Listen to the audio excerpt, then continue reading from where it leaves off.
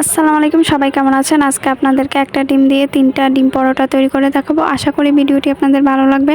তো আমি এখানে প্রথমে একটা ডিম নিয়ে নিয়েছি, তার মধ্যে আমি টমেটো কুচি, পেঁয়াজ কুচি, কাঁচামরিচ কুচি, লবণ দিয়ে আমি একটা চামচ দিয়ে এটাকে ফেটে নিয়েছি। তারপর আমি রুটি বেলে নিচ্ছি। এই যে আমি রুটি বেলে নিয়ে তারপর একটু খাবার তেল মেখে আবার এটাকে একটু ভাজ করে আমি পরোটা শেপ করে নিয়েছি।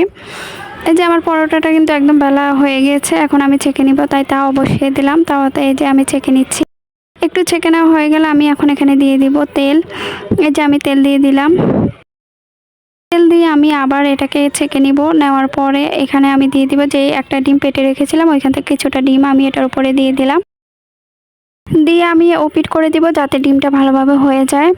এই যে আমার ডিম পরোটাটা কিন্তু একদম হয়ে গেছে। এখন আমি রোলের মতো এটাকে ভাঁজ করে নিব। এভাবে আমি 3টা ডিম পরোটা তৈরি করে নিয়েছি। দেখুন কতটা সুন্দর হয়েছে আর লোভনীয় হয়েছে। আর ভিডিওটি ভালো লাগলে অবশ্যই লাইক, কমেন্ট,